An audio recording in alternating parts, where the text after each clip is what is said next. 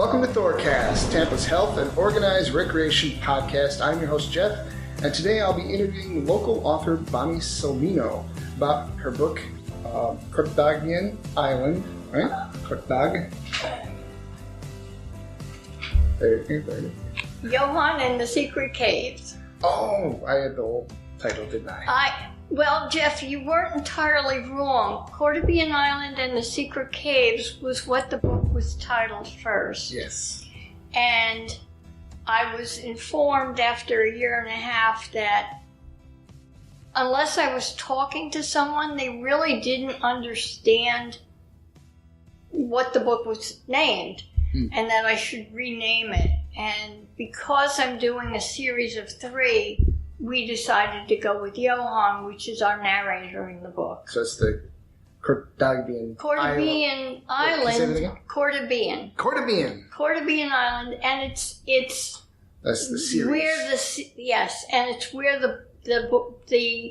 it takes place on Carthagean Island, and all 3 of the books will do that. Why don't you read the synopsis?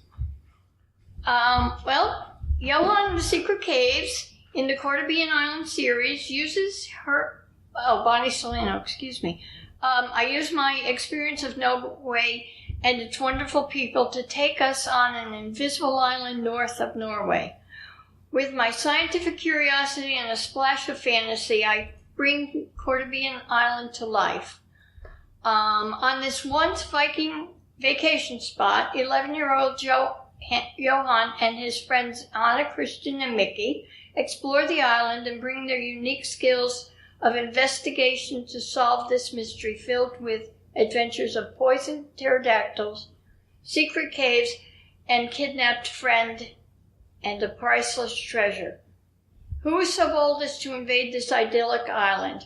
Who kidnapped a child with Down syndrome, and what treasure does the island hold? Okay. And now I'm going to ask you some questions, just general questions.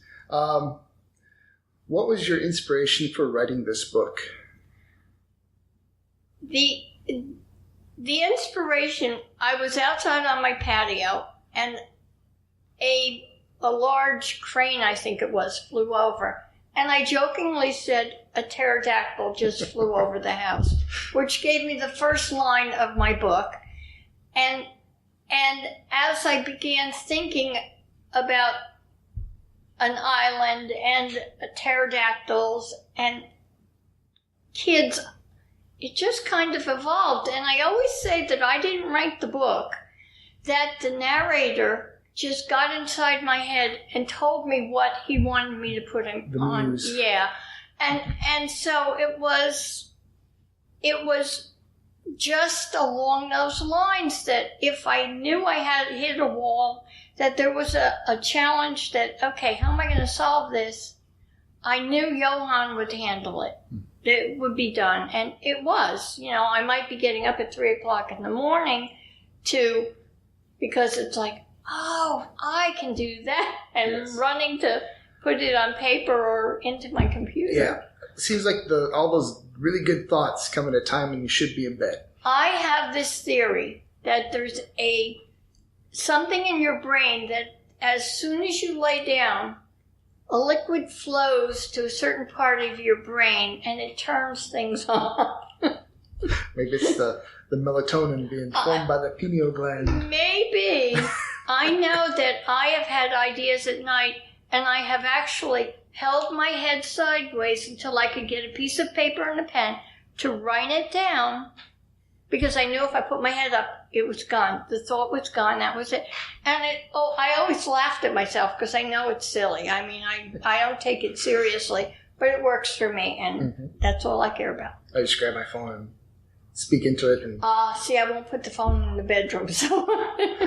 Yeah, oftentimes it's like, I'll speak it and I'll send it to Brandy, and the next morning we have to try to decipher my sleepy mushmouth message. Right. Well, it's the same when you write on paper by your bed. It's like, oh, I run these lines together because I haven't turned the light on either. So this is a fine-tuned machine I have going here. What literary pilgrimage have you gone on? Norway seems to be a character in and of itself. It's interesting because I don't think of having gone on a particular voyage to write. That having been in Norway and having some wonderful people and friends in Norway and traveled around the country, that was in my head, that was there, that was my experience. And when I was writing, I drew on that. Mm-hmm. So I've had lots of experiences. We've done a lot of traveling, and any stories that come out of that are not necessarily intentional. Mm. But, there was a lot of Norwegian cooking that sounded delicious. Yes. There was a lot of Norwegian cooking. I guess I just think family comes together around a meal.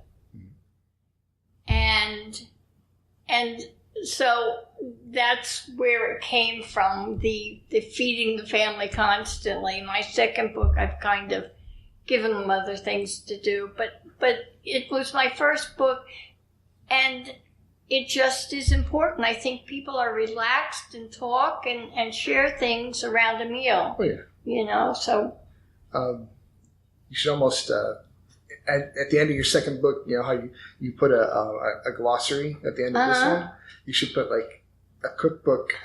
You say that. I actually thought, maybe I'd do a small cookbook because it was fun to do. And I thought, well, let's finish one thing and then get on to the second. But I did put the ice cream recipe in there. I thought that was important. Does writing energize or exhaust you? I wouldn't do it if it was exhausting. I don't put myself in positions that I'm not happy or comfortable in. I don't have to. I'm not going to do that. I just, even at 3 o'clock in the morning when an idea hits, I get up and I'm up for another hour because I feel so motivated and ready to go. That's good. And I just love writing. I just really love doing it. It's not a job. It's not a chore. It's, this sounds interesting. Let me put it down. Let me see where it goes. I always feel good, good about myself after I write a little. It's like putting your thoughts out there for everyone to read. Gives them. Absolutely. Yeah. And when I was writing short stories for YouTube that my family and I were going to be doing, I had these characters from Brooklyn, New York, and I had done several short stories, and my sister said, you should write a novel of this.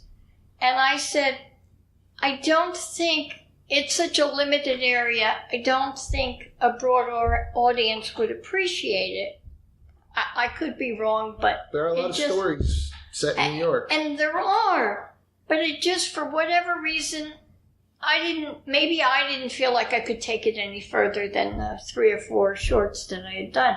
But when I started to write this as a short story, and as I said, my characters just kept talking until 400 pages later it was done. And so it was fine, and I enjoyed that. Not that I didn't enjoy the short stories, because I did, and that gave me, gives you the confidence to, I can write a story and it makes sense and people like it. And then you go on to the next and the next. So it's been fun. Are we ever going to see that podcast or YouTube channel? No, I think we kind of put that on the back burner.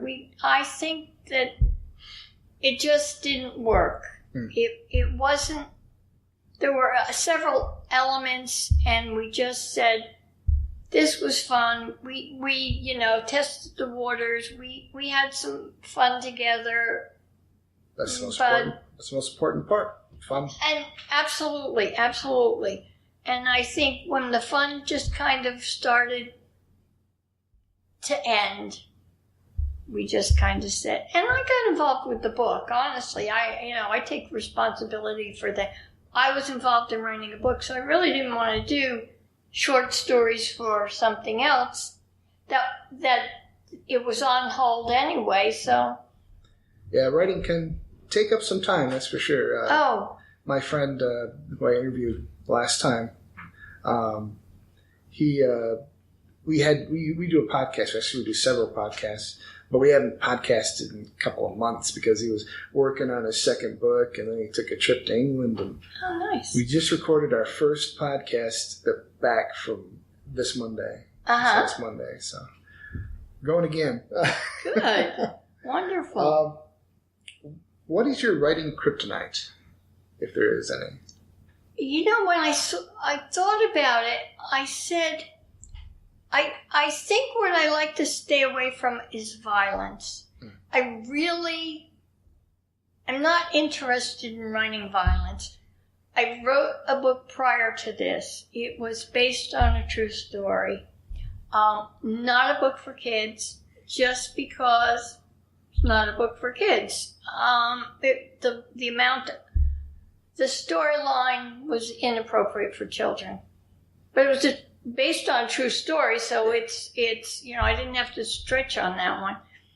But there was a scene in it that was very difficult. It was an act of violence, and when I would edit it, I would skip that chapter, and I had to do it several times. And then it was like, well, this has to be edited. I have to go back and do this. But it was very difficult. And the fact that I could write it the first time surprised me. So, going over it, just very uncomfortable. So, again, violence is not something that's in my wheelhouse. I'm not comfortable with it. But that's good that your own writing can strike an emotional chord with you, because if it strikes an emotional chord with you, it'll strike an emotional chord with others, most likely. Hopefully, yes. I've put a few places in books I've written, some of the books I'm writing on. I haven't finished any, but I'm writing several. There's certain parts you get a little emotional. Oh, it was like, it was like, I can't read anymore. I can't do that. And I didn't have to. I could put it away and go back to it. I wasn't on anybody's deadline other than my own. That's nice. Yeah. Well, I'll write the violent ones. You write the non-violent ones. And I will read them. I am embarrassed by some of the shows that I watch because it's like murder here and murder there, and it's like, it's like one right after another until I am having nightmares and say to my husband, we have to watch one happy movie before we go to bed. You need a rom-com. Yeah. But it's you know what you can do and what you can't do, and I don't have to do it. Yeah. Do you try more to be original or to deliver to readers what they want? I absolutely try to be original. Having said that, I think that it's important to understand what your audience is interested in. I don't go, oh, my audience is really going to love this, but I do think that, is that how they want to see Mickey? Is that how they want to see Christian or Anna? And in that respect, I'm aware of the audience, and maybe that's more the character development than the audience. But I think I know there are times when my son has read something I've read, and they'll go, "That doesn't sound like Christian. That sounds more like Mickey." So your audience is aware of that, so you do try to be true to the character. Yeah, that's one thing I was really worried about is writing, other characters. My first book, I kept it easy on myself. I kind of based the main character on me, because I know what I'm thinking and I know what I would do. Right. But then trying to write realistic dialogue for everybody else that doesn't sound like me, I found that was difficult. And speaking of writing what your audiences want. I don't know if you've ever read like George R.R. Martin, Game of Thrones. I have not. Some of that can be quite punishing to read because, you like that character? Too bad. Oh, no, I would not be happy with that. But the writing's good enough. I mean, he's a good writer. That you push through despite not being always happy with the outcomes. Right. Yeah, he's known for that, killing off his characters. What other authors are you friends with, and how do they help you become a better writer? I am not close friends with many authors. What I do is when I go to workshops or author presentations and showcases, I love to go and talk to the different authors and see what they're doing and what they're interested in. I have a couple of Facebook friends that are authors. Their works are totally different than mine. One is a spiritual, religious author. The other one it is a biographical, darker World War II prison camp type of author. Dark. But we can talk to each other and appreciate the process that they're going through. So I think that's what it is. I think as authors, it's more, I've been there, done that, or good for you, look how far you've come. So, that kind of support is what we look for. It's probably good that they write different than you. There's no accidental crossover of material. Well, and I think that's why I avoid being very close to other writers, because I don't want to have that as a problem, because I think it could be a problem. It's like when you see shows on TV and this show they have the same things in them. It's not a coincidence. It's the producers had dinner and said, this guy came and talked. I don't want that. I want to try to do for me what my characters do. And you were talking about the murder shows again, weren't you? Yeah. I had a question I forgot. Have you ever thought about getting somebody who's an artist and maybe shortening and condensing the story into a kid's book, like a picture book? I haven't. I don't know. I have a hard enough time writing a synopsis about the book. Than to be able to condense it. So I'm not sure how much you can see this. I don't have a problem talking, so the words just spill out. So I don't think that I could condense it very far. Because there are little pictures. I have a friend who did the pictures for me, and she's done the illustrations for my next book too. So that was fun, because I substitute taught in New Jersey, and I'd read the stories to the middle schoolers, and they liked the pictures. They liked to see what was happening, and I thought, they haven't grown out of that. And I think that's really nice, because even my son, when he was reading it, he said he appreciated having the pictures. And so I think, I think it's just a nice touch. And yeah, what's the name of the big furry ones with the big feet? Brisky is his name. Brisky. He's a Breen Scapling. Yes. And he was. I had actually sketched him out and went, okay, Raven, would you do me a favor and make him look like he's real instead of a flat piece of paper with some black lines on it? So she was able to do that for me. And so I see there's pterodactyls, there's the Breen Scaplings. There's Breen Scraplings, there's a blue yeti, and we have upside down trolls, which are good luck. There are some trolls that are for good luck. They're not all mean or mischievous. Unless they vomit on you. Well, Wasn't that? It happens. Do you want each book to stand on its own, or are you trying to build a body of work with the connections between each book? I like writing different formats and different storylines, but I'm enjoying having, and I'm intending to do, at least 3 in this series.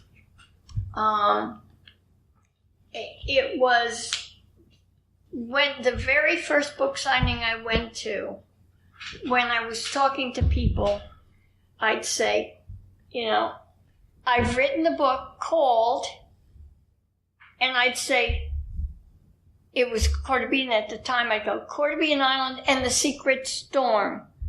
And my sister and my husband would go, Secret Cave.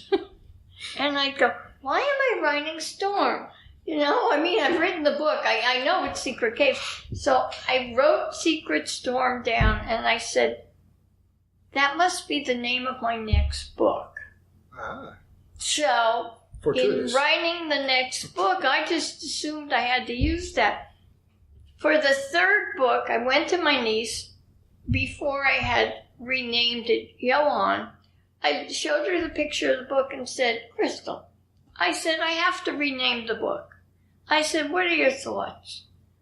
And she's going, River. And I'm going, River. Because the caves behind These the are waterfall. secret caves, And I'm thinking, and Crystal has Down syndrome, so she doesn't get all the nuances. And I said, oh, I bet that's the name of my next book. Right. So Secret Storm is going to be number 2. And Secret River is... And, well, I'm going to do Johan and the Raging River for my second one. 3rd one, rather. So, yeah. Flooding, global warming. You have a lot of green technology in your books. Yeah. I found that quite nice. I think it's important. I think it's really important to put it out, and it's whether you believe in global warming or not. Green technology is good. Green technology doesn't hurt. Right. I'm not going to give someone my opinion. People are entitled to their thoughts, but so what? Does it hurt anybody that my car is a hybrid? Does it hurt anybody that I recycle? And in the book, I wanted to extend that. They're on an island. And if you look at it, we're just a round island and we're all speak maybe different languages, but it's not any different. Yeah. And, you have to take care of what you have. Well, you have tens of thousands just in the U.S. who die from pollution-related asthma. Absolutely. You want to be at least respectful of nature. Yeah. That to me is all it is. We don't have to go into politics. It's something very simple that I learned when I was a Girl Scout. It's, My camera woman is not a Girl Scout, what's the Girl Scout equivalent? I got the Gold Award. The Gold Award, which is... Wow, awesome. Yeah. Which is the same eagle pin as the Boy Scouts Award, essentially, but we call it the Gold Award. All right. Very cool. Let me see. How did publishing your first book change your process of writing? It slowed it down because then I was involved in marketing. And marketing takes a great deal of time and energy and thought that I would rather be doing writing, but there's a responsibility to the hours and time I spent on the first book that I have to do that process. You need a manager. Well, wouldn't that be nice? That would be very nice. Own manager or personal assistant. Yeah. But we didn't have to pay them. Yeah, that's right. Have you put any of them into the libraries? I know that there's a couple in the libraries. I have not put them there, but people have requested them at the library, and then they were bought that way. Excellent. So that was nice. That was very nice. Yeah. We put some of my friends' books in a couple of libraries. So, what was the best money you ever spent as a writer?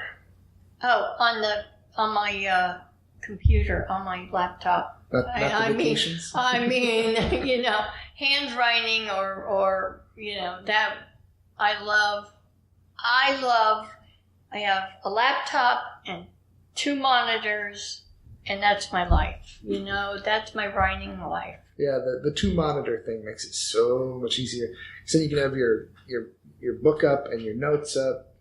And, Well, and what I do is I Google so much. I mean, I'm the queen of Google. I haven't gotten the crown yet, but I'm there. But the scepter's somewhere. Oh, somewhere. But it's I'm writing and I'm Googling this and that, and it's been great fun because, as you said, although you see the green, there's science there that's based on fact. Mm-hmm. That I've gone, okay, I have a crystal and I have this. Surely the 2 are connected some way. And I'll just Google my little heart out until I can find maybe some obscure research somewhere, because it's not always mainstream. Yeah.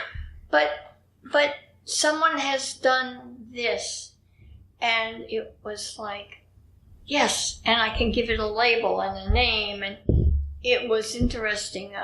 In the next book, they're in a cave, and it's like, okay, how do I get from here to here? And I did some research. I was so excited that it was something basic as the batteries in our type of technology used for the batteries in our watch is just what I needed to put into my scene. Lithium ion or? No, it's oh gosh, I can't even pronounce it. It's this huge long word, but it's the technology that makes it go. And it was like, oh, I have a label. I can put it in and this would actually work. Now, there are some things in the book that the science is almost there and you just need a little magic to make it work the rest of the way, but it's fiction. Hey, yeah, nothing wrong with a little magic. No. And it was funny because in the next book, I have a scene where there's sounds and lights coming from these sounds, and I actually Googled, sound generating lights. And I found this experiment that some researchers, I think it was in California, had done. And based on the frequency of the sound, they were able to produce the lights. And I went, yes, I can, it's real. It's just high frequency sound, probably. It was just the intensity of the high frequency allowed the light. Apparently you can do it in reverse with the lights and the sound, and that's common in the scientific world. But this way was unique, and I went, there you go. I'll have to look that up. I was really pleased that I'll have an idea, okay, I want this to happen. How can I make it happen? And then I can find that someone has worked on the same thing. I like to do that in my stories too, as if there's something scientific I can bring to the table that is either real or theoretically possible. Right. It's nice to do because sometimes I can't remember what they're called. They're just these little things that help you get over a little hurdle, story wise. But whenever I can put in some actual information, get people thinking, that's good. I read Roddenberry's bio several years ago. Star Trek? Yep. In case you don't know. And he had friends in different scientific communities I think I heard dealing about with that. Space. Yeah. And he put, they'd say, well, they're working on this or they're working on that. He didn't have Google then, but he had all these friends who admired his work and he admired them. So he could pull from that. And it's really funny because if you watch some of the old ones, you'll hear things that they're using now. I mean, look at their I don't even know, whatever they call the communicators. Yeah. We've got them now. The things that they beam me up, Scotty and stuff. They're working on that. This is real. And I wanted to do that. I wanted to bring that reality into here. Because I want these people, yes, there's pterodactyls, trolls, and maybe a yeti but I wanted people to believe in this possibility of this island and this way of life. I wanted the characters to be real. I wanted the emotional feelings to be real. So the science helps me do that. Well, with the Yeti, you have Gigantopithecus. Yes. Which really existed. And there are pockets like the pygmy mammoths still existed off the coast of California, these little islands, long after all the other ones are dead. I mean, things do happen. Right? Absolutely. And I don't, and I think that it's fun to imagine. Yeah, maybe the trolls are Homo erectus. Or maybe they're just trolls. You don't know. Maybe they're something wonderful that someone saw and gave them this magical whatever. But it's great fun.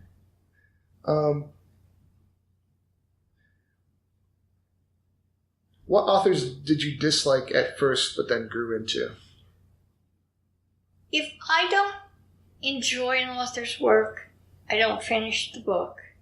And I can't remember one book that I haven't finished, that I think I may have gone, not my style, or I may have read a second book to give them a chance. But I love to read. I used to read the Kellogg's box when I was eating cereal for breakfast. So reading is reading, and I don't take it out on the author. If I don't particularly like it, well, I'll go on to something else, because I also don't read the same genre. I might read biographies or... We are experiencing technical difficulties. Please stand by. THOR Cast is brought to you by Focus Fitness. Focus Fitness, massage and Focus Mitt Kickboxing, 727-692-9105. Focus Fitness, 727, focuses on you, 692. De-stress, 9105, with kickboxing for mental and physical fitness. Sometimes you just want to hit something. When you work out with my husband, you'll hit Focus Mitt pads. Jeff has leveled routines for beginners to experts. You'll learn effective defense and offense techniques while engaging in an energizing, fun workout. Call 727-692-9105. Focus Fitness, 727, focuses on you, 692. De-stress, 9105, with an in-home massage for mental and physical fitness. Traffic is obnoxious. Do you really want to have another place you have to drive? Save yourself the stress. He'll drive to you.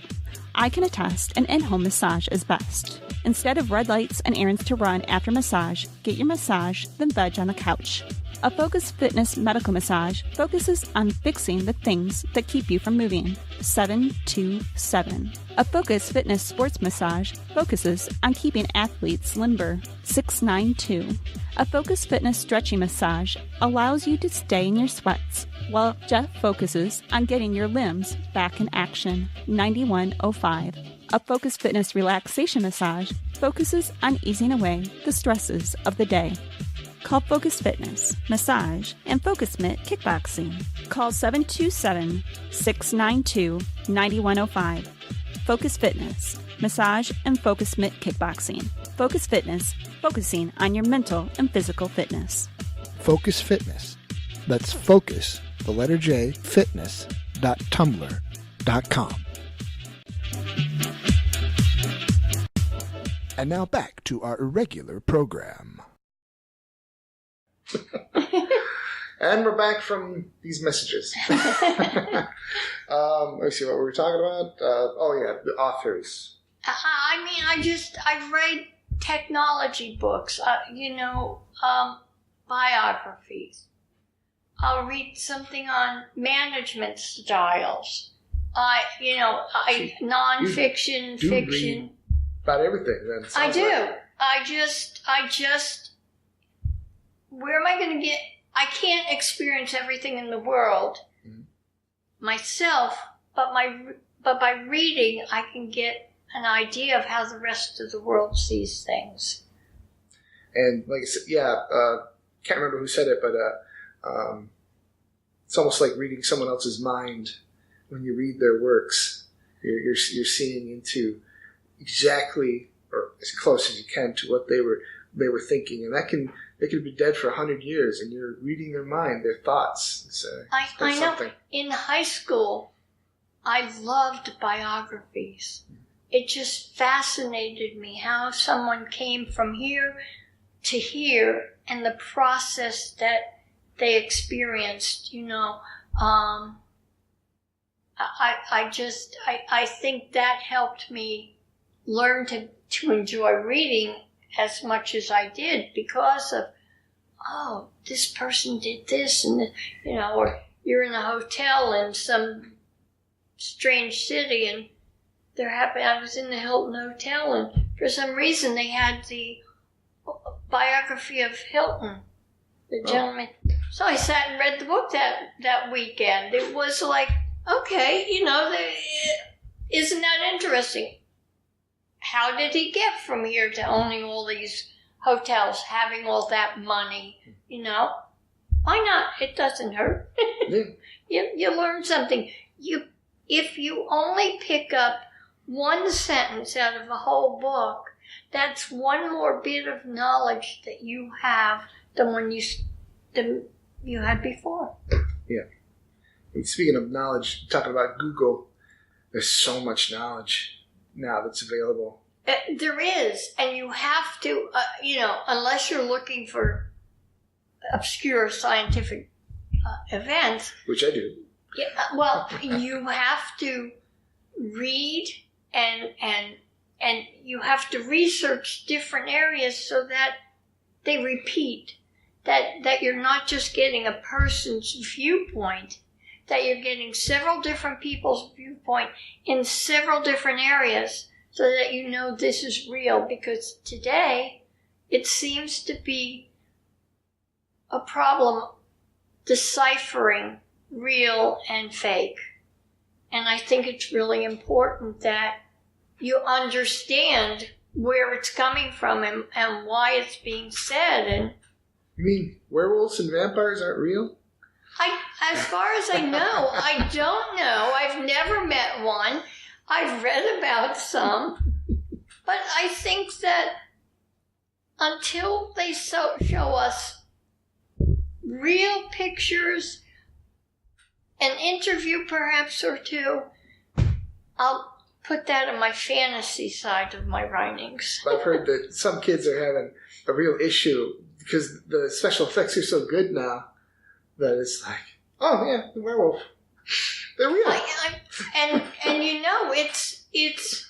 I have a nephew who, at a very young age, he happened to go to the cemetery, and we brought flowers for my parents, and we were talking about, that they had passed on. My sister had explained all that before we got there.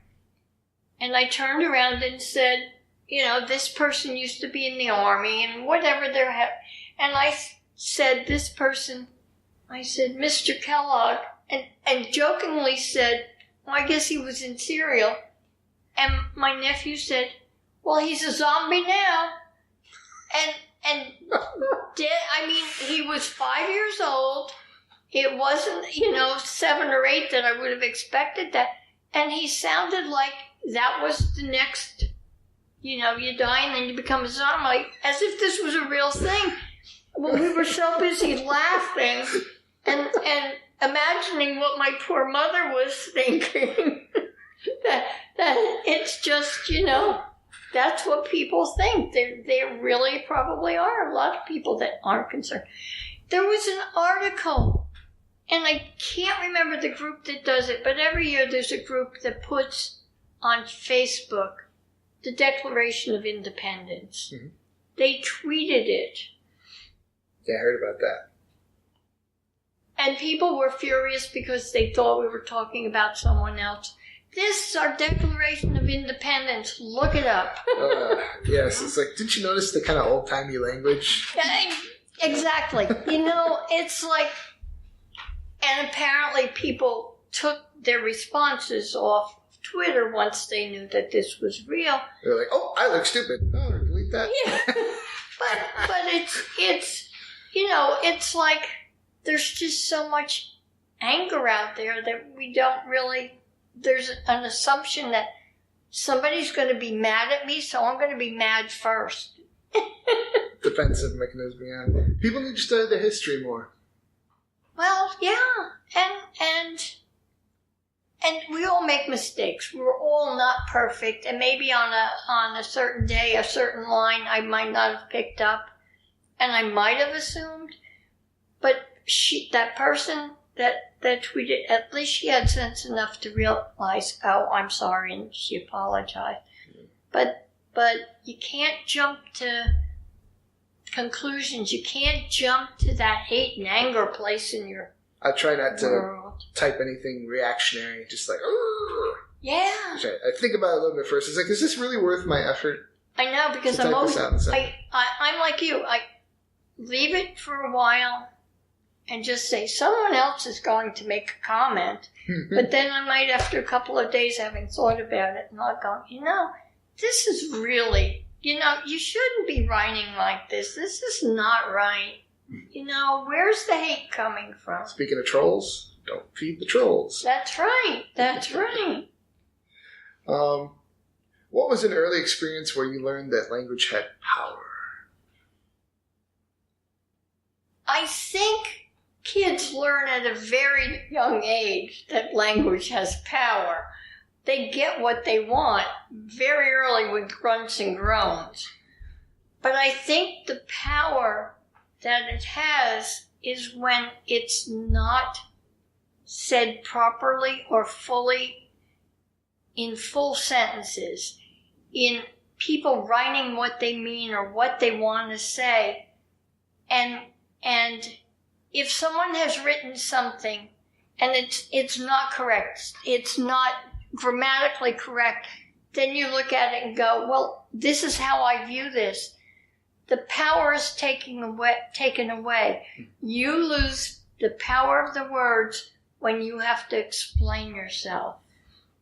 Yes. And I think that's what words have. I think that's where the power is what's lost by not using it properly, correctly,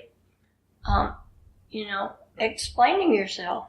Now, for me, it was probably Tolkien or Jack London. Some of the speeches in there, so powerful. And there are, but there's so much of that in our history.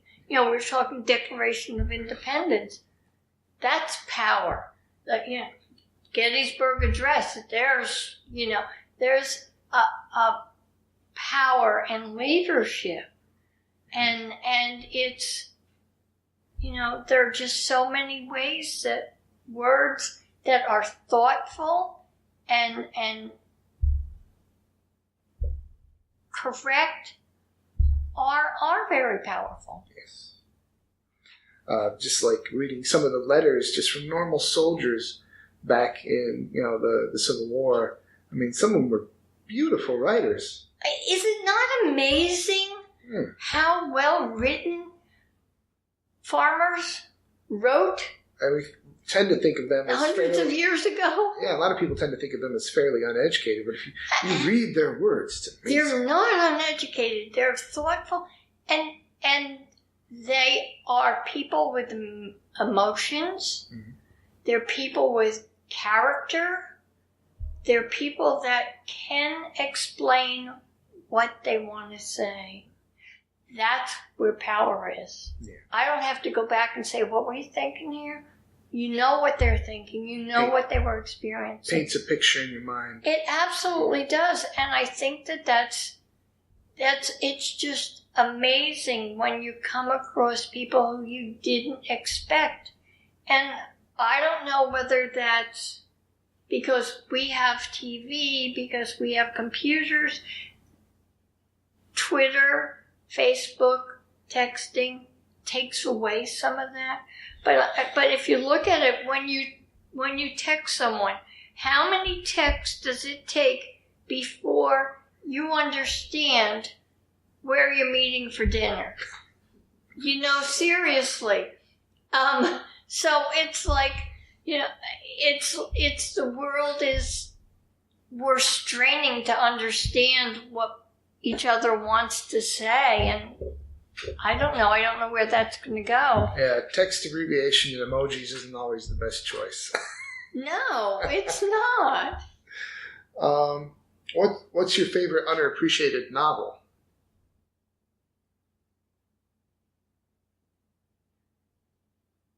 I don't know, because I look at it as I look at works of writing as not how other people see them, but if it's my favorite, then I appreciate it, and that's all that's important to me.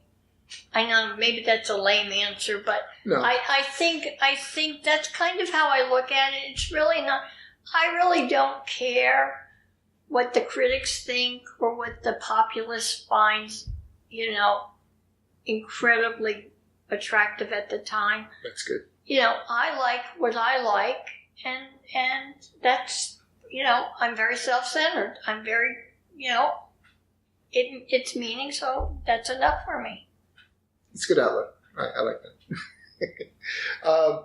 As a writer, what would you choose as your mascot, avatar, spirit animal? Well, I probably should say a pterodactyl or a troll or a green scapling. But I think the reality is I don't need to hide behind something else or someone else. I don't need a mask. I mean, this is me. Take me or leave me. That's who I am. I'm confident enough in my own successes and my own mistakes. So I don't have to have something else to, I don't need a red cape and a big S on my chest. Reminds me of a picture I made with a gorilla with a cape and a thing on his chest. But that's very zen. You are your own spirit animal. I guess so,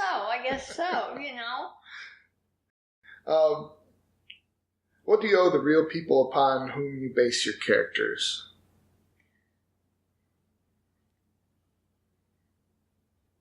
I have met so many people and taken so many characteristics from each of them to make one character and then another.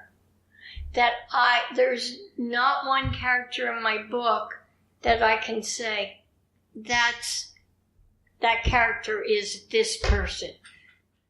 That character may have certain traits of somebody you know. But then it's more than one person.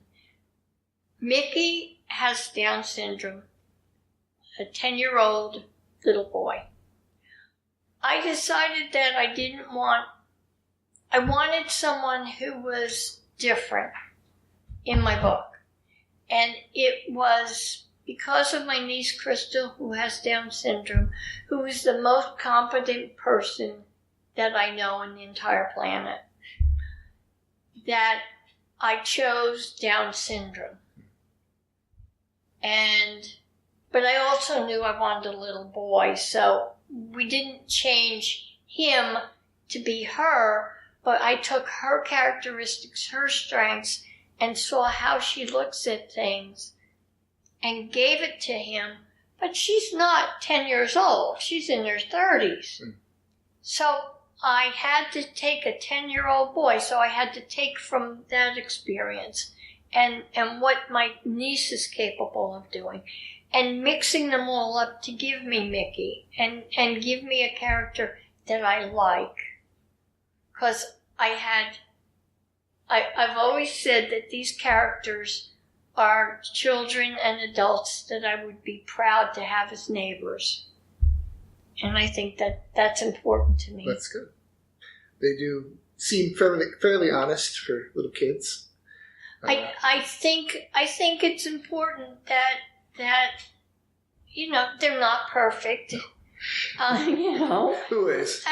And that's it. I didn't want them to be perfect, but I wanted you see so many kids on TV that are disrespectful and smarty pants, and I didn't want kids like that because most kids aren't. Most kids are very respectful and polite when they're together with you. Sometimes when they're in a little group with their friends, they take it to a different level. Yes. But, it doesn't take away from their character. It just is that part of their humanity that they're learning, and they'll be fine. I think we all knew that person growing up that was fine if you got them on their own.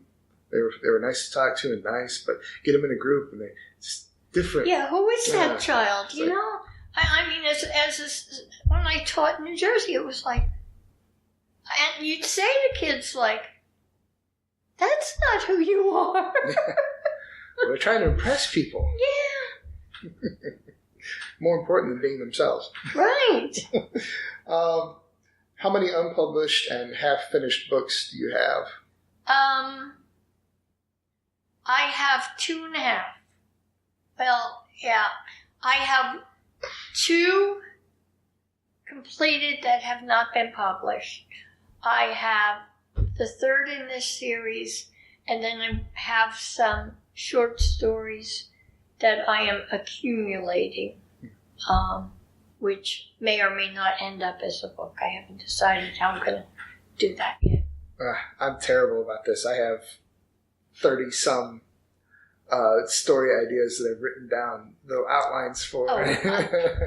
I have ideas, but not in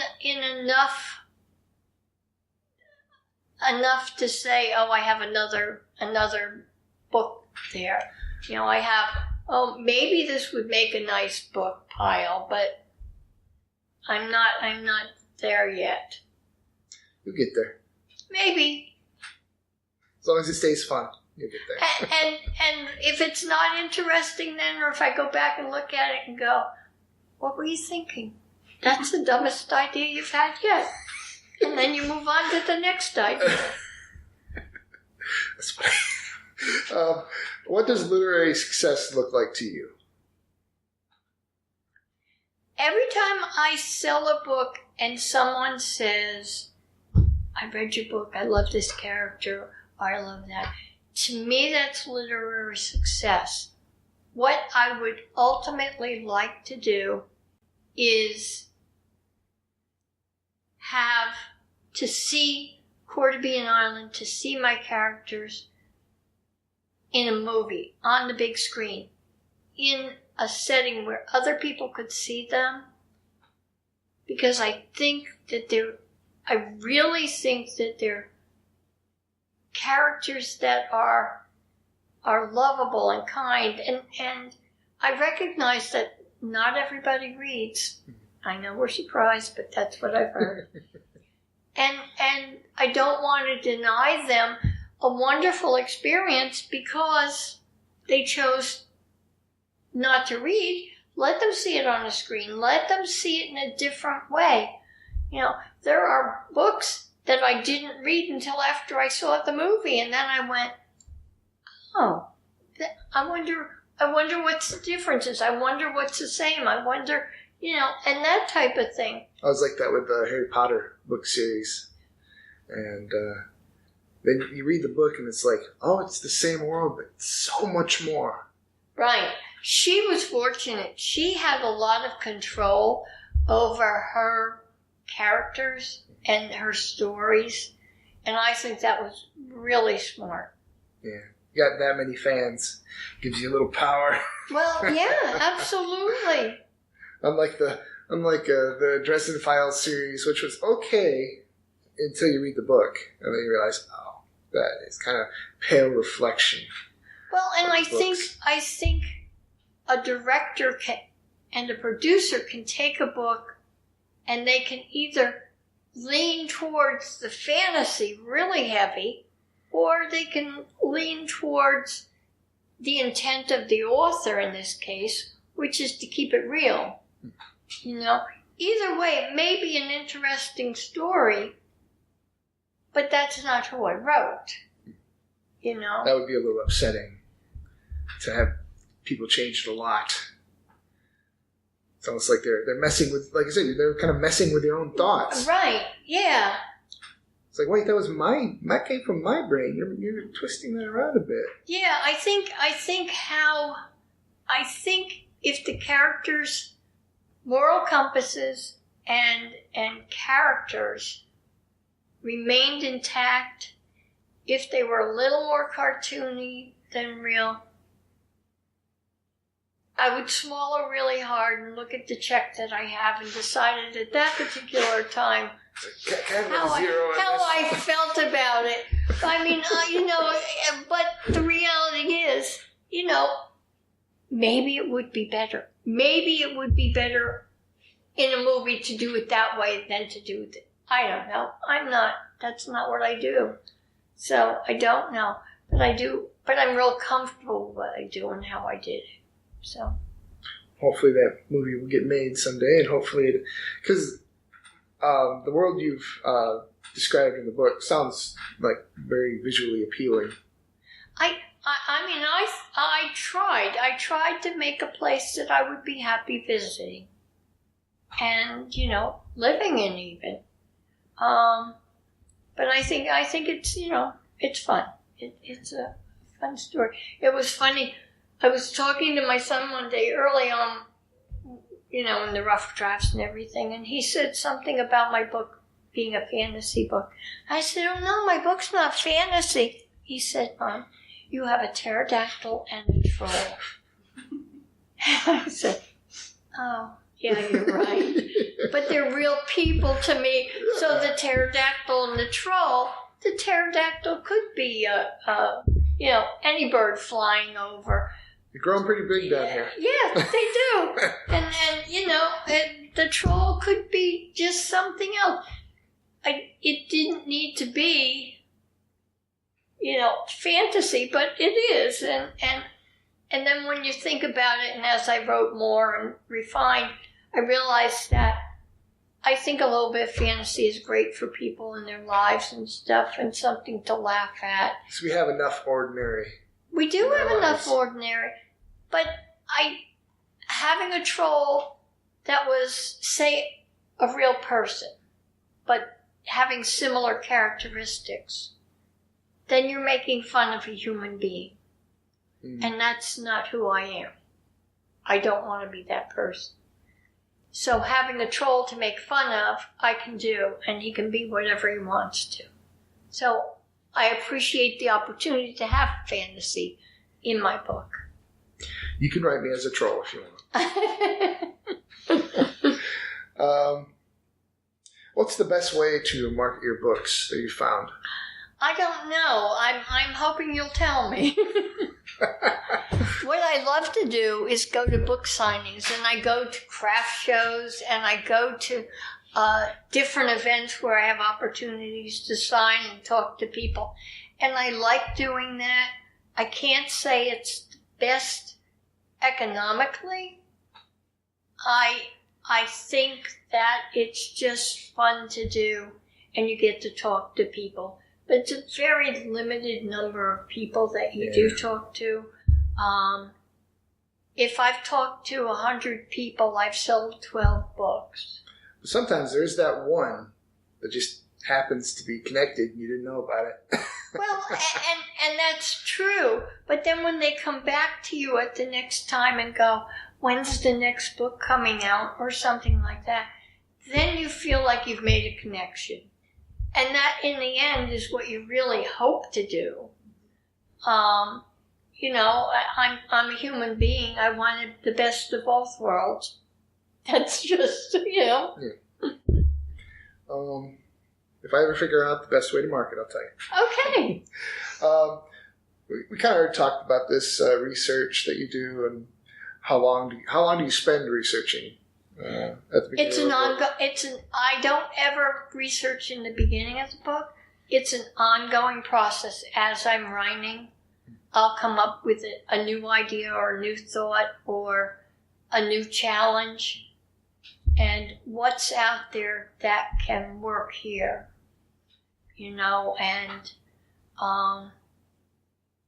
you know, there are things that I may have said in the book that aren't necessarily true. Or they may be true and I'm not aware of them, but it makes sense that I know this is true, so why isn't this true? So I may have written that in my book, knowing that that's just the next step in research, and it'll be fine. And sometimes people surprise you with the research that you could inspire someone to go, yeah, that's a good idea. I'm going to see if I can do that. Right. Just and that would be fun. Screwed up and got the science a little wrong, but somebody said, I'm going to make that fit. Right. And wouldn't that be fun? And tell them they can write to me and let me know that I had, you know, inspired them. That would be really cool. Wouldn't that be awesome? Especially if you got like dividends from there. Do you view writing as a kind of spiritual practice?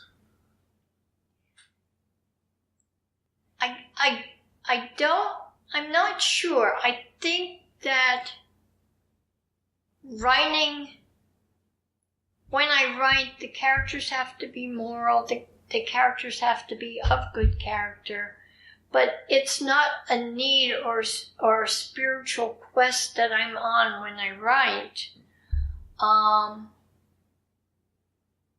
But I think when you create, there's a natural spirituality in creating. Almost like a ritual, almost. Yeah, I think, but it's what it gives you.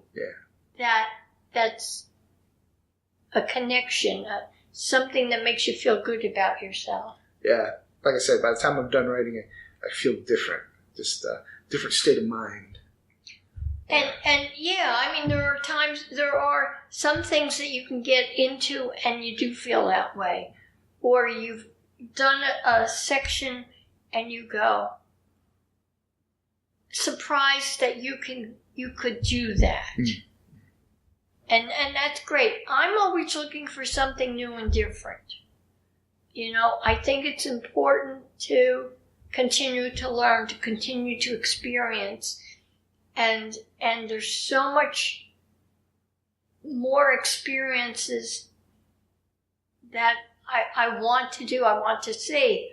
So it's you know, writing is just an extension of that. That's good. It's good that you're always striving for knowledge. Absolutely. Yes, I would go crazy if I wasn't creating on some level. Yeah. What's the most difficult thing about writing characters from the opposite sex? You know, I think if I had, and I don't in this book, or I don't see it in this book, if I had a character who was a macho, tough guy, I would want to give him justice. I would want to be able to give him the strength and the machismo that he would require for that character. I would have to really give a lot of thought to that because I don't have that. It's not in my wheelhouse yet. Yeah. And most of the men that I know, doesn't that sound awful? That came out really weird. men in my life, husbands, fathers, neighbors, friends, are cousins. They're gentlemen. They're not, bulls in a china shop, although they can be. But they're not really, and these are the men that I've written. They're gentlemen, they're kind, they have character.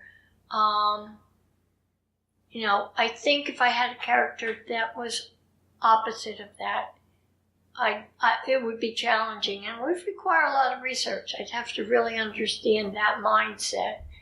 Would you ever write one of those from a first-person perspective? I don't know that I could.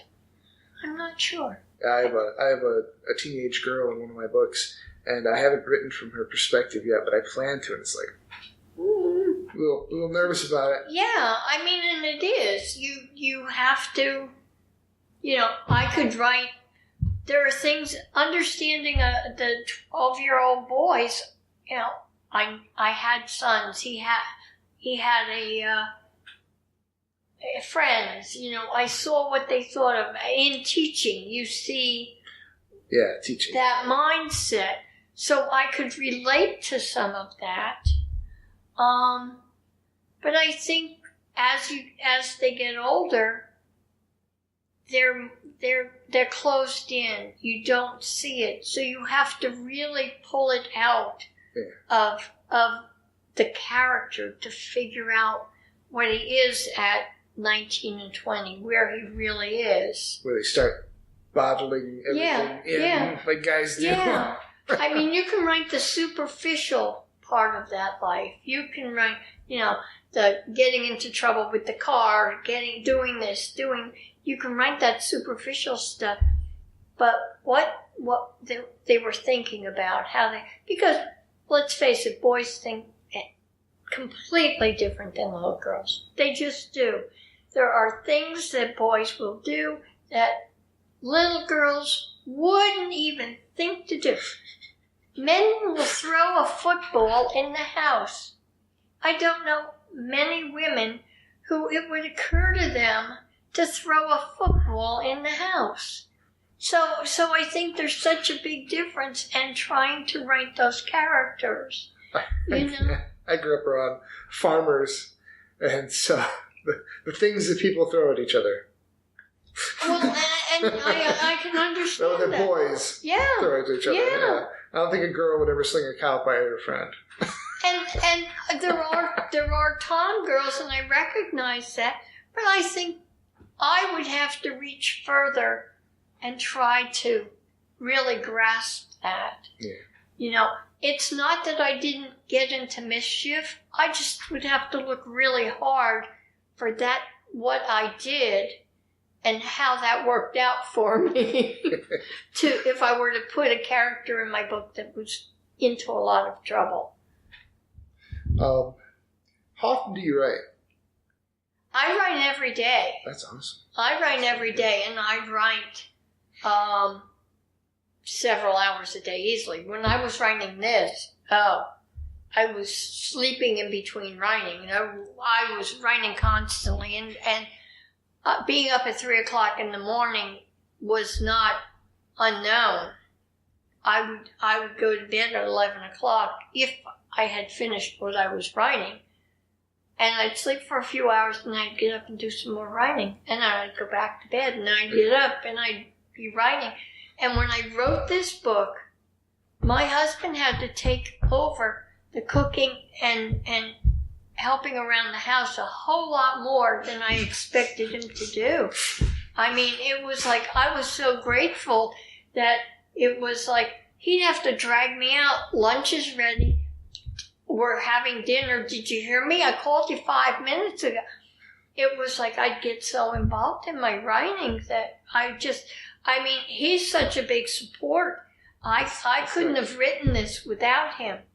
When I wrote the second book, I said, okay, he was wonderful for all this time.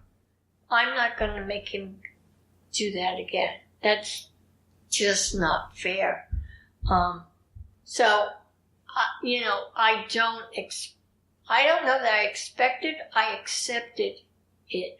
this time I make more of an effort to be an equal partner and still do what I'm enjoying. So I don't know whether he thinks I'm still equal. I'm not going to ask, but I like that part in my brain that says I am. I'll try.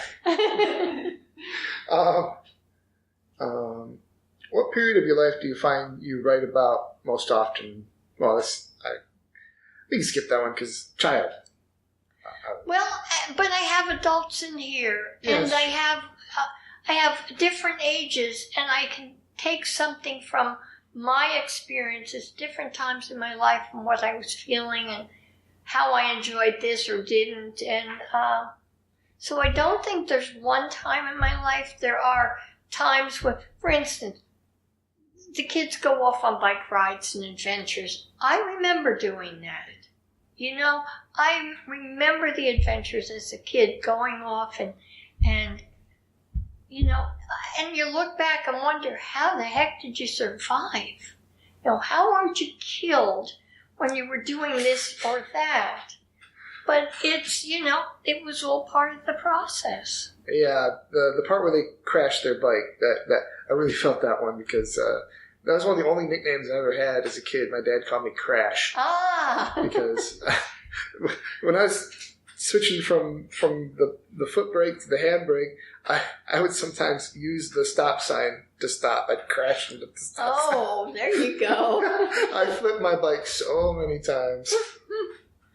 Have you read anything that made you feel different about fiction?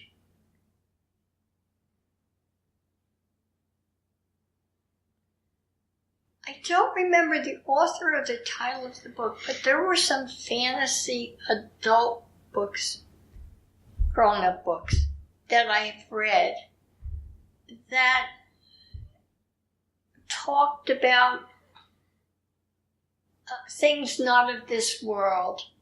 And I found it fascinating, the fantasy, but in a grown-up way, that they saw different miracles, and some were witches, but not to that extent. There were other things, deers that transformed into, and it amazed me that was part of an adult writing experience.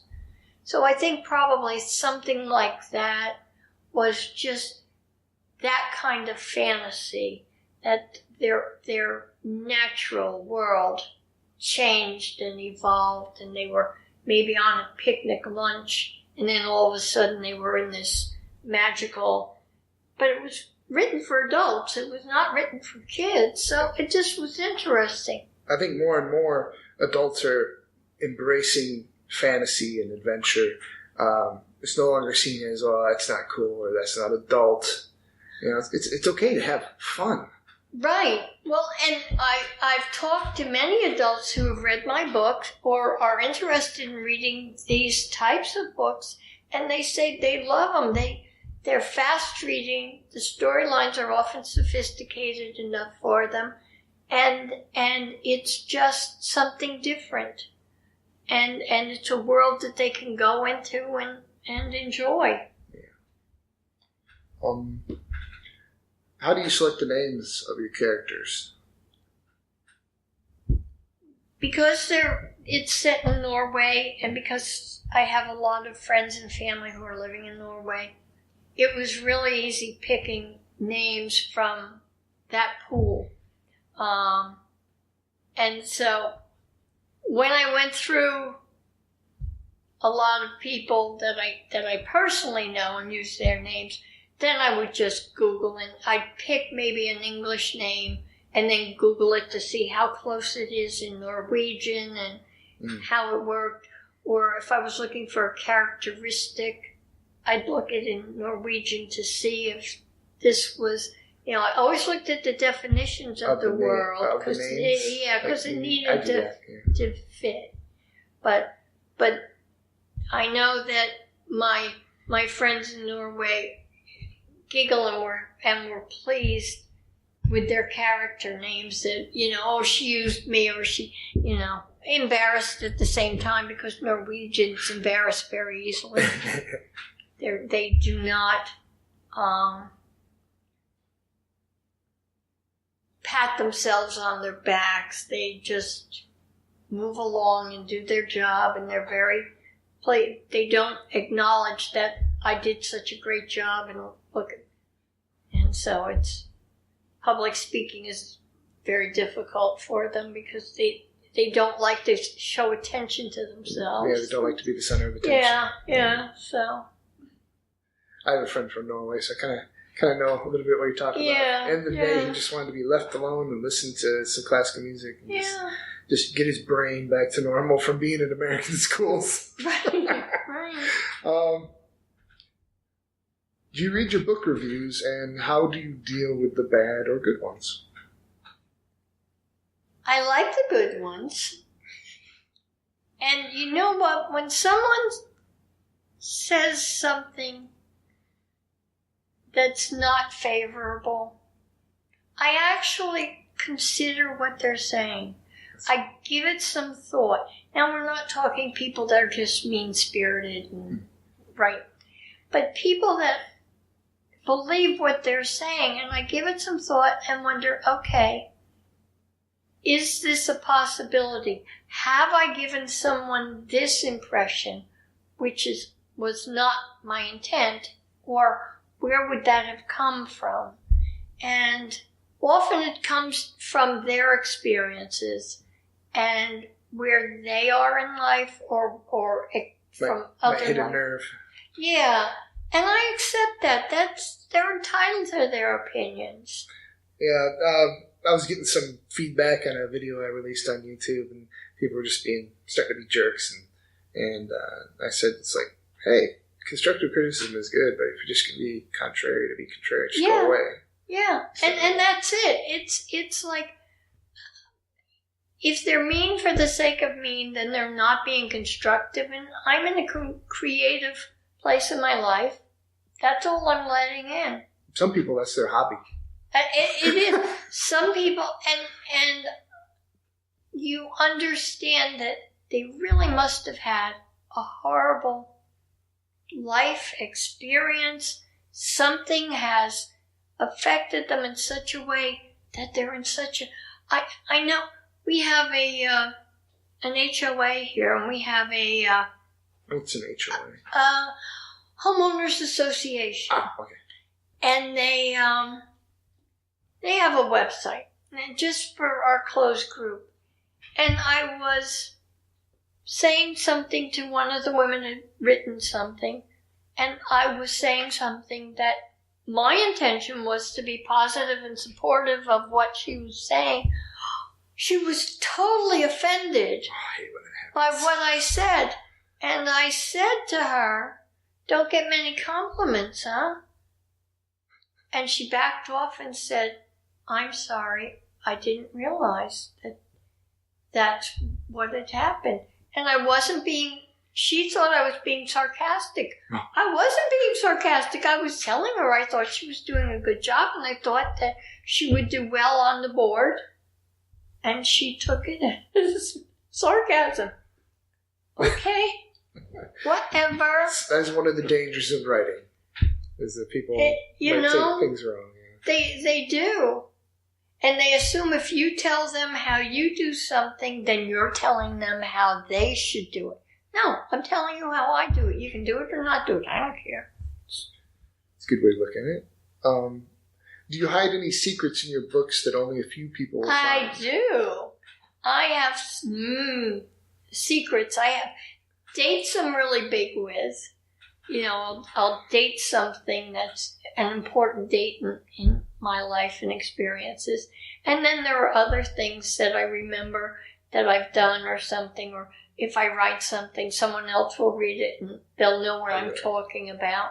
Yeah, it's fun. It must be cool when you get the call and say, "Hey, was that about me?" What was the hardest scene you had to write?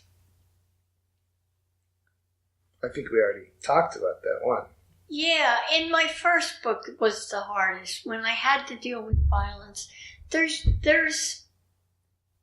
not a lot of violence. In this book, one of the evildoers fell down some stairs and died. I wasn't sure how to handle that. Death is a part of life, but kids don't have to experience every part of life to things are appropriate with age. So it took me a while to just say it in such a way that it happened, it's over, done with.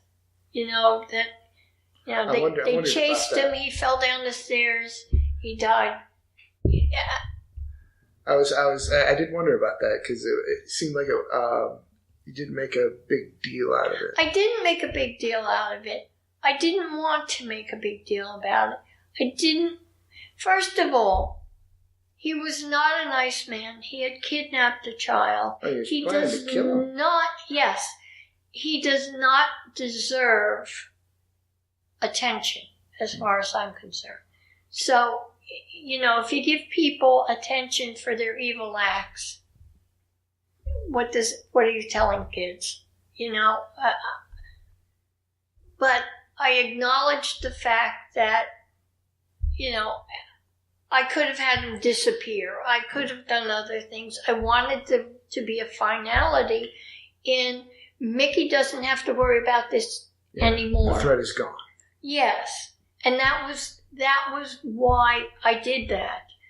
That it wasn't just I was killing off a villain. I was killing off a fear. Okay.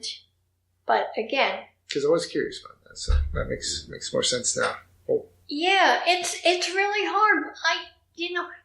I have this need to protect kids. I really, and I mean most people do. I'm not, anybody different. You'd hope so. Yeah, but at the same time, I have a story that has some things that are not pretty that happen to the kids, and I needed to solve that. I needed to figure out how that happens, what to do with them.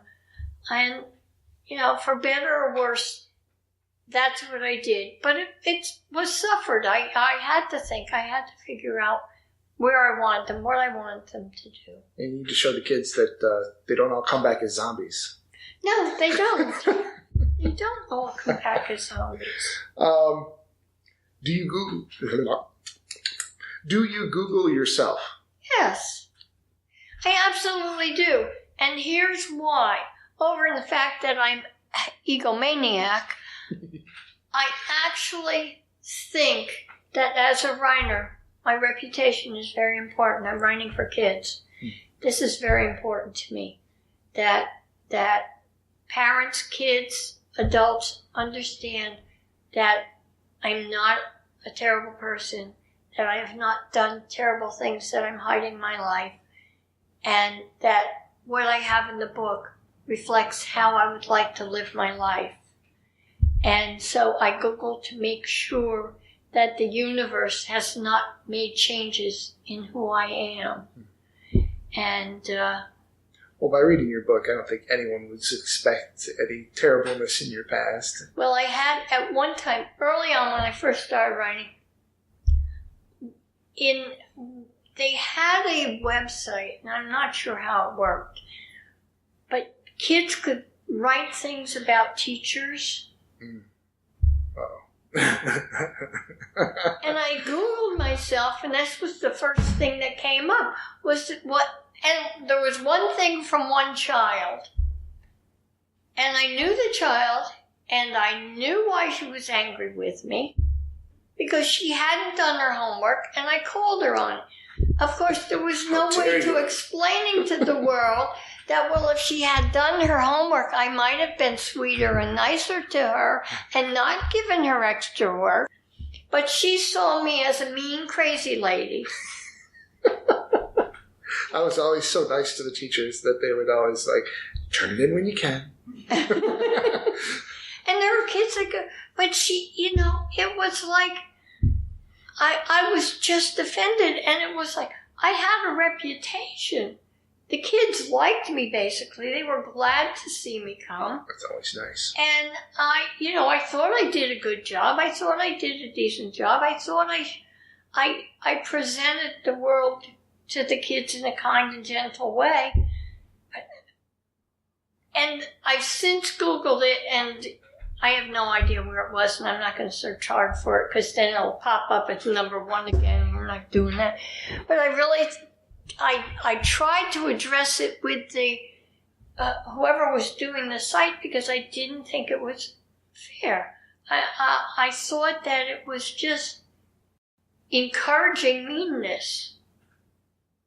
Not that I respect a child if they've got a problem with me, and she could have come with me and said, you weren't fair to me. I had a really hard time. My mom was in the hospital, and, I'll give her some slack. Yeah. Explain to me why you didn't have your homework in.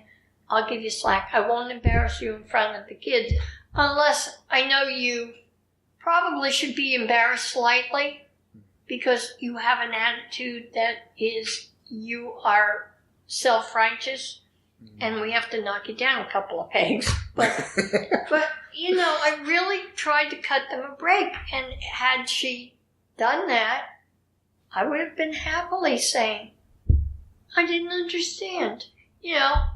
Let's work this out. Let's see what we can do.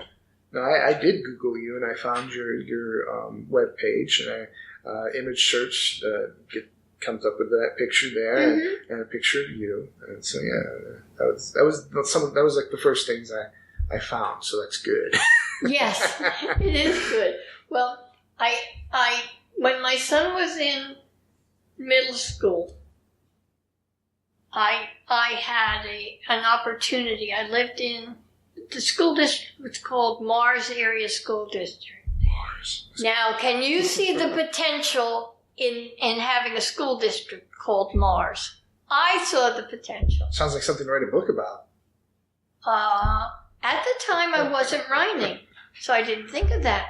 But I thought it was time we had a mission to Mars, and I sent a letter to Gorbachev at the time, and whoever the president was, one of the Bushes, and asked them, possibly, and I asked them each to send a cosmonaut and an astronaut, and we wanted to do this, and they did. So that was great fun, but I couldn't pull it up on Google, and finally I wrote my name with NASA after it. So then it would come up, and I went, yes. That is pretty awesome. I will admit that. What one thing would you give up to become a better writer? I would happily give up all the marketing to someone else. Yes, I can agree with that. That I would do. Well, not all of it, because I do like the book signings. And I do think it's important to keep your finger in the mix so that what goes out is how you want to represent yourself. But mostly, I'm okay if somebody else says, I'll handle this. That would be nice. Yeah. As a small business independent contractor, that would be so nice. Yeah. I mean, and this is going to sound funny, but I remember my husband had a job one time. Well, he had many, but this one particular job. And men today in the business world use their laptops. They don't have personal secretaries like they did in the 40s and 50s. And he happened to be in this one job that one of the assistants there liked doing work for him. So Don was able to get so much more done because he had this assistant doing all this stuff that just was time-consuming, and it wasn't what he enjoyed doing. And he really was very productive because he had the assistant. So I can see how it works on a real level. That I just said, why don't they bring in administrative assistants for everybody? How much more these people could do. But if anyone's listening, 5%. get the word out for me because I hate that. What's your favorite childhood book? Eugene Field's poems. Eugene Fields wrote a reader, and I don't know what, but that book had poems in it. Winkin', Blinkin', and Nod. Calico Cat and the Gingham Dog. I don't know. I think it was my mother's, and it happened to be in the house. And Little Tin Soldier and the Toy Dog. I can remember the names because I read the book constantly, and it was wasn't even an inch thick. But I just, it was a fantasy, it was a funny, he was a nice poet for kids. And I just... I'll have to look him up. Yeah. Because some of the stuff sounds vaguely familiar. Yeah. So mine was, Are You My Mother? You're talking really young. Right. Are You My Mother? A Few Billy Goats Gruff. And then it morphed into my mother reading me White Fang and Silver Chief. Okay. And Tolkien. And so that was awesome. All right. What's the most difficult part of your artistic process? I think it goes back to the marketing. It really is challenging. It's condensing 400 pages into 3 paragraphs that have to wow somebody and knock their socks off and every other cliche to get them to look at your book. At the very least, I exist. Hello. It's very challenging. At the same time, learning about marketing, understanding what I needed to do here, what I needed to do there, I love because it's learning something new. It's creating something different. So in that respect, that process I learned, it became redundant and time-consuming and not what I want to be doing. Yeah. I learned it. I know what to do. Great, terrific, wonderful. Move on. Well, likely, hopefully, someday you'll be successful enough you'll just be able to push that off. I would be willing to do that. Yeah. I have 5%? no problem. Same thing. I'm there. Does your family support your career as a writer? Absolutely. That's Absolutely. awesome. I told you my husband was my rock the whole time I read this. My sister has been a great help with, I'd call her up and say, does this sound better or does this sound better? Or I need a word for this. Or she'd do some editing for me. And she was a great help. My son is my computer guru, but he also has a mind that's really incredible and looks at things differently. So he can say, I didn't know there was a difference between looking down from a hole and looking up at a hole. That to me, there was a hole, and that was it. But he saw a difference in how I had phrased something, and I thought about it, and I thought, this is really fascinating how he thinks. And he would make other comments and question other things, and it's like, I knew my son was bright. There was never any question about that. Does he have ADD? No. He's extremely talented. He's a nice guy, and he's very creative. All of which I respect him as a human being, so asking him questions was easy for me. But the input he was able to give me with writing the book was great. And then, as I said, with my computer, it was, Jason, I've lost my whole book. I'm really very anxious. Did that happen? Jason, yeah. Oh, no. I'm trying to be calm in case you can't tell from my voice, but I really need your help. And he'd just go, he'd log in, push 2 buttons, and it would be back. And I'd be like, it would be like I'd drown myself in my sorrow if I hadn't had him at the beckoning of my calls. That feeling would be terrible. Oh, it was horrible. It was absolutely horrible. I was like, it's all gone. Uh-oh. We are experiencing technical difficulties. Please stand by. THOR Cast is brought to you by Mightiest of Swords, the Inkwell Trilogy 1, by Aaron Buchanan. Alright, let me just read the back here. In a world,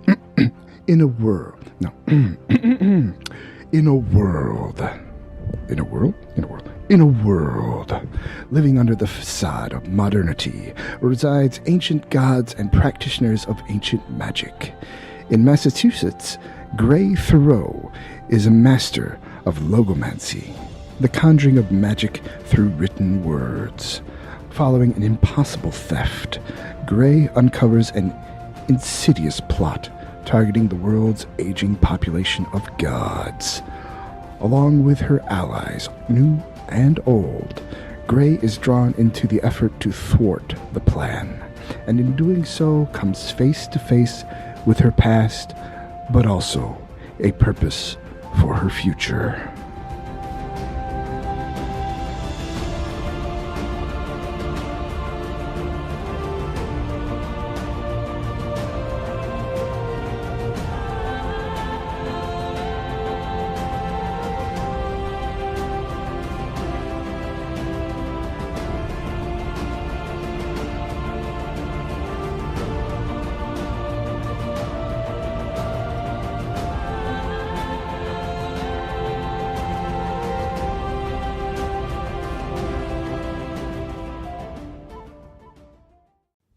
And hopefully you've been recording video this whole time, not just taking pictures.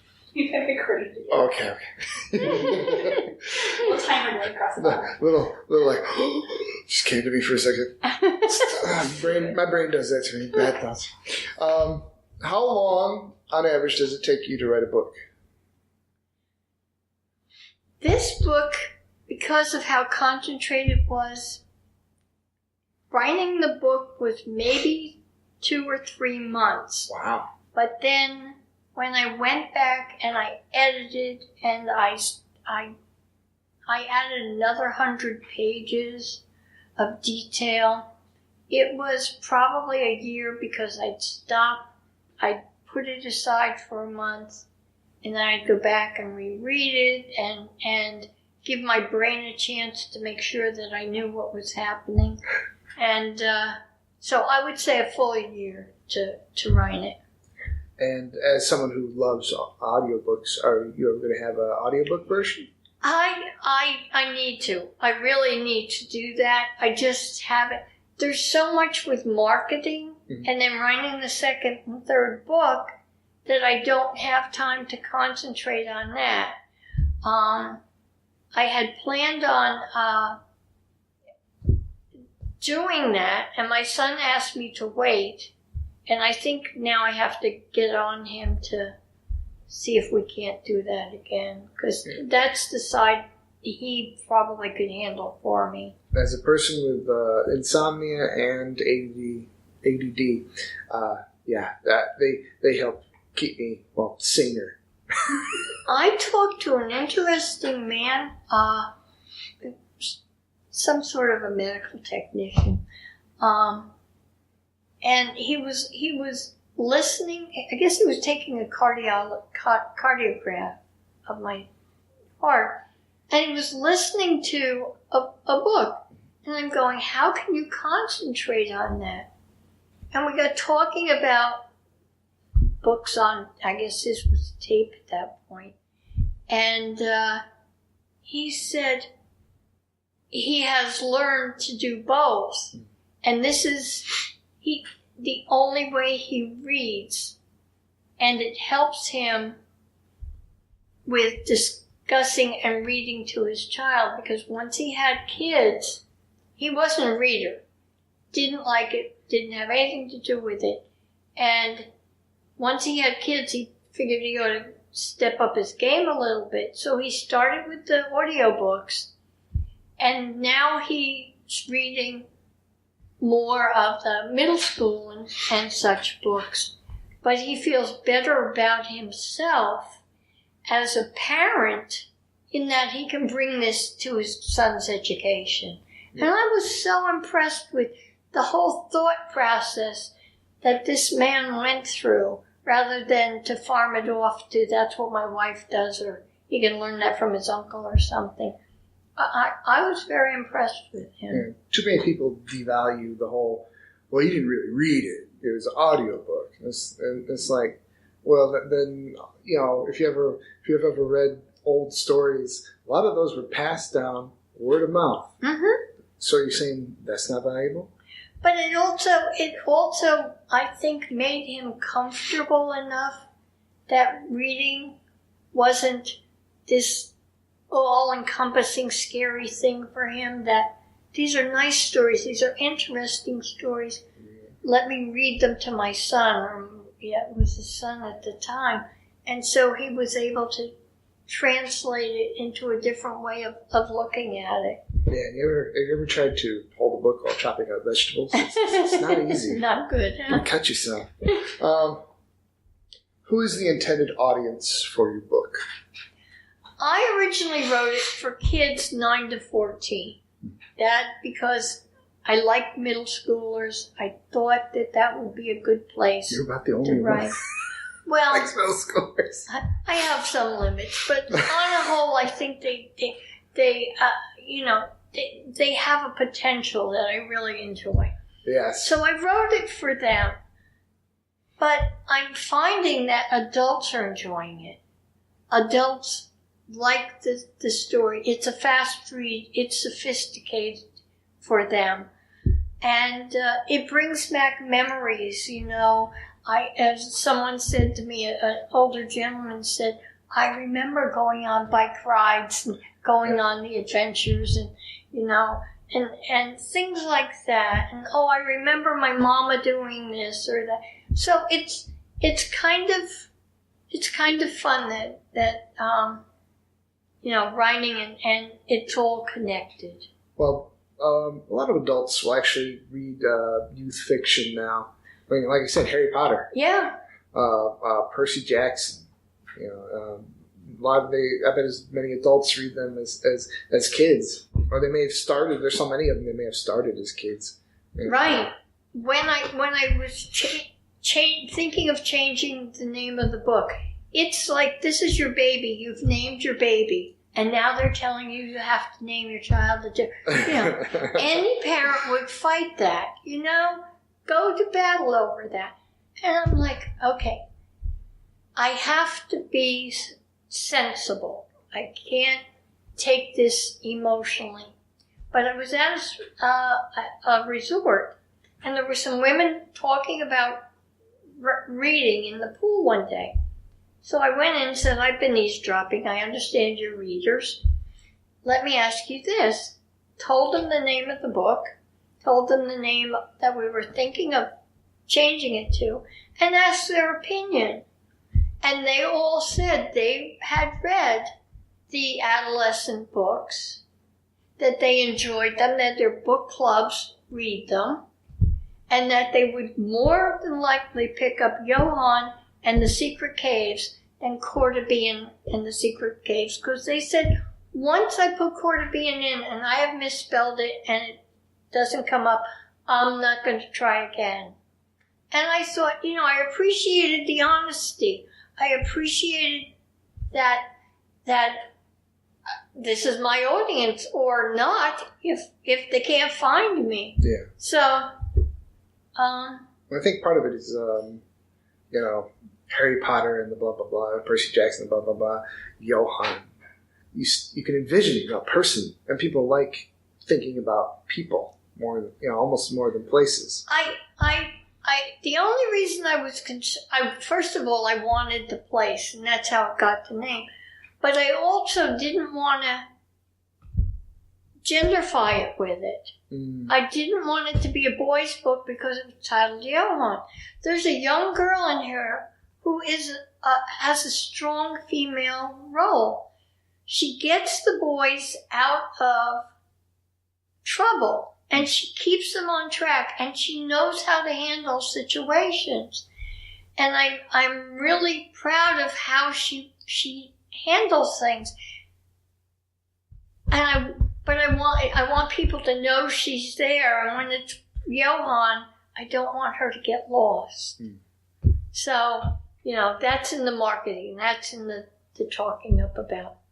I'd love when I'd have book signings and young girls would come up, and I'd go, "You're going to love this because I have a strong female character in this, and you can relate." And I'd go, "She's the one that's always getting the boys out of mischief," and and they know what I'm talking about. They understood what I was saying. Yeah, it's weird. The girls aren't as happy about getting hurt and stuff as young boys. No, and Anna's prepared. The boys just go out and have their adventure. Anna is prepared for what may happen if the adventure doesn't go the way the boys have it in their mind.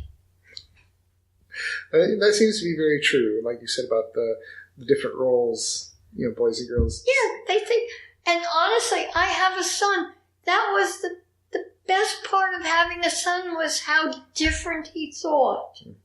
How incredible my life was enriched by a whole different way of looking at things.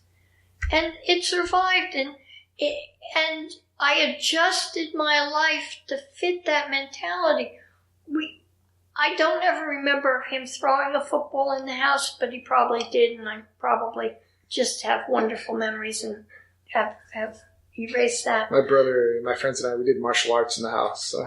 Yeah, but I had a living room that was arranged in such a way, it was a great room. He could roller skate in that. Wow. He could play Nerf football in that because it was a 2-story and it was open concept. I bet all the kids came over to your house, huh? I don't know. I think they were comfortable when they came. That's good. But it was just, boys have things differently, so they need, maybe I would have had thick carpeting if it was a girl because she might have wanted to do something different, gymnastics or something. So I don't know, but I think it has to do with the whole gray matter versus white matter, and guys kind of compartmentalize a little too much. We can, it's like the consequences are over here, but I'm looking right there. Why did you choose to write about Down syndrome, and how did your personal experience affect the portrayal of the characters? Well, that goes back to Crystal, I mean, I say that she's the most competent person in the whole world. She's 30-some years old. She has had the same job at the YMCA for 15 years. Wow. She pays rent. She grocery shops. She does her own laundry. She can clean when she wants to. She will change sheets on the bed. There's very little that Crystal does not initiate. There are things because she needs to be reminded to do things, but some of those things are just, she probably didn't want to do it anyway. She's human. It's always easier to forget the things you don't want to do. She loves to shop. She loves to go to lunch. She loves to go out and get a smoothie. She goes to church on Wednesday night to a special church group, and they think she's awesome. She's out there dancing. She's out there singing. What else do you want for her? What else do you want for any child or 30-year-old? She's so competent and she handles the world so well. Okay, she doesn't drive a car. Okay, it happens. There are a few things that maybe she doesn't do, but you don't see them when you see everything else that she does do. Driverless cars are coming, so. Oh, well, I'm hoping... We don't like driving either, so. Yeah, I'm hoping my other niece will be available for that. So go ahead and read a chapter. All right, I'll start. I think I'm going to skip over some of it. Yep, pick a scene. It's 13 pages long. Yeah, so pick a scene you like. I just want people to get a sense of your writing style. Go, oh, yeah. I'll just start in the... it's so hard to That's know a hard where. thing to ask people. Yeah. But, all right, are you ready? Yes, I am. Ah! A pterodactyl flies over my house. The bright reflection from its orange wings almost blinds me. This happens every morning at 7 o'clock. It wakes me just like an alarm clock. A very annoying alarm clock. This time it's blood-curdling. Definitely a louder, more frantic noise than its normal gravelly voice. Something is wrong, and I'm going to find out what. I jump out of bed. My wake-up shower can wait. Today I'm on a mission, and there's no time for proper hygiene. I grab my tan cargo shorts and shirt from the pile of the clothes in the corner of my room. Sniffing the blue T-shirt, I decide to toss it into the laundry basket and take a clean white one out from my dresser. My shorts are only slightly wrinkled, so I dress quickly and run downstairs to the kitchen. I grab my backpack, fill it with a juice box, a refillable container of water, my usual peanut butter and cracker treat, and Grandma's homemade sjooladen chip cookies. That's chocolate in Norwegian. I added the penknife Papa gave me when I returned 10. I carried the knife with me all the time. Papa died last year in an explosion at his lab. I miss him very much. He loved great adventures, too. Next, a flashlight, a rope, and some duct tape are added to my pack. I put my cell phone into my front pants pocket, and I head out the door. I'm ready to explore. My name is Johan Christensen. I'm 11 years old, soon to be 12. I live on Cordobian Island with my mama, 2 sisters, my grandparents, 2 uncles, and a large community of amazing people. I'm on summer break from school, and most of the time I explore the island with my friends Christian, Mickey, and Anna. Today I'm in a hurry to solve a mystery. Cordobian Island is full of unusual discoveries, like pterodactyls that died out thousands of years except on our island. Our scientists have been studying this phenomenon for years. A new discovery is found on the island all the time. It is an island very far north above the Arctic Circle. It is 840.078 kilometers, or 52 miles, north of Nordkapp, Norway. Nordkapp is the very top of Norway, mainland, and the northernmost part of Europe. You might think our island is covered in ice since it is close to the North Pole, but it's not. Magma vents around the island keep us warm.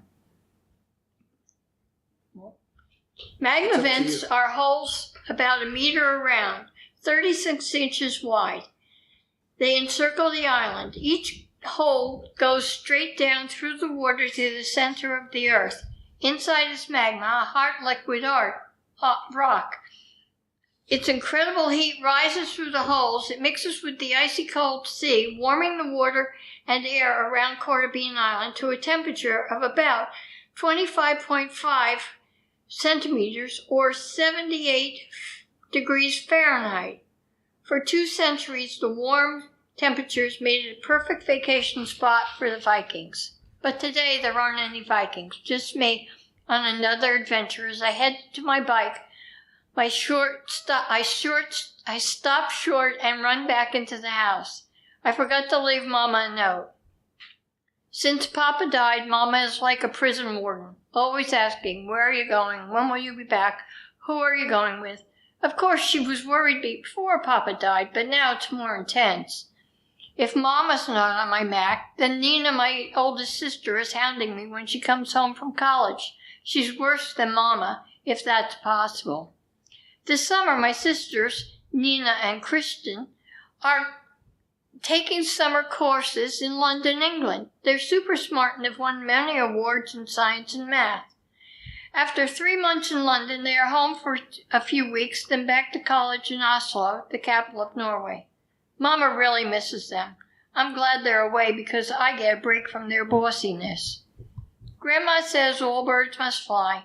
I don't think penguins do, but Grandpa says it's an expression. Running for the door, I stopped to call Christian and Anna. He's my very best friend in the whole world. He loves a good mystery, and we always go on adventures together. Christian and I have been friends for a long, long time. When we were little, we went to the daycare center at the Royal Academy Science Center. Our mamas both worked there as botanists. The science center is where our scientists research the plants and minerals of the island. We have lots of researchers living on the island. My papa, Dr. Paul Lars Christensen, worked there as a geographical engineer, too. He researched the properties of our rocks and minerals. Anyway, that's how Christian and I met. Christian's a great friend. He's a little taller than I am, and he whistles all the time. He says tunes get stuck in his head, and he has to let them out somehow. He's good at school and chess, but he's not a very fast runner. Christian picks up the phone on the second ring. I tell him about the sick pterodactyl and my plans. He's really excited to go pterodactyl investigating with me. His mama tells him to bring his little brother Mickey. He has a botany research paper to research, and Mickey will just get in the way. Christian says to meet at the cave on the north side of the preserve in half an hour. First, he and Mickey must pack their luncheons. Mickey is a nickname, for his real name is Mikkel, after his grandpa. He's okay. He listens to me when he ignores Christian. I just have my 2 older sisters, and it's fun having a little brother to show stuff to. Mickey is shorter than most 10-year-olds. He has something called Down syndrome. Papa said that means he has an extra chromosome. Papa also said that means he has a double dose of cuteness. Christian says Down syndrome just makes Mickey mispronounce words, and it takes him longer to learn things than other kids. I'm like that in my math. On my way to Christian's, I stop at my grandmama's house. She will be interested in hearing about the pterodactyl's cry. I pull into the yard, but her bike is missing. I park my bike in the rack by the porch and go into the house. She isn't home. She must have gone to the store or a meeting. She doesn't go to work until tomorrow, but her door is unlocked. We don't lock doors on Cordobean Island. Everyone is from one of the original settler families, except for a few who married into one, so we trust each other. Cordobean Island is a super place to live. We have lots of friends to go on adventures with, but it's a secret place, and we must keep it that way. No one outside the island can know of our existence. It must be kept hidden to protect the unusual plants, animals, and minerals. I sit on the top step and look out into the field. I'm thinking about all the stories Grandpapa, Papa, and Papa told me about Cordobean Island's history. That's it. Okay. We're all done but the outro. Thank you so much. And thanks for having this conversation with me, and hopefully it brings more people to your book. Well, that would be wonderful. I want people to come to Cordobean Island. I want them to see a wonderful world. That I think it's fun, that I think their characters are interesting and human and wonderful. Here's a just off the top of my head question. Does an island, is this based on Svalbard or whatever it's called? The island up north of Norway, Svalbard. Oh. Or is there No, there's not a real Cordobean Island. There is, I'm not sure. I guess, Norway is a peninsula, so you really can't go south. So I had to go north if I needed an island. And because there's Europe, on the other side. So I was looking up there, and I came across one that's Long Year Day, I think it is. Day. And I thought, oh, that's funny. Well, I'm going to put my island over here, and I'm going to call it, And so then I had to figure out, and I knew it was going to start with short, because the other's long. So I had short, day. I didn't like island, and other things didn't work, and I came up with bien is town. So it's short day town in English, but I liked the way Cordobian sounded, and it's an island, so that's how it came about. So and I pretend it's between Long Ear Day and Nordkapp. That's why I was pronouncing it kind of weird at the beginning. I know a little bit of Norwegian and dog. Yeah. Good dog. They're not calling it a good dog. They're saying good day. Yep. All right. Well, thank you very much. Well, thank you. It was very nice, very interesting. This was nice fun. meeting you, and hopefully you have a nice night. Thank you. And You too. success. Thank you very much. I'd like to see you be successful, I guess. Thank you very much.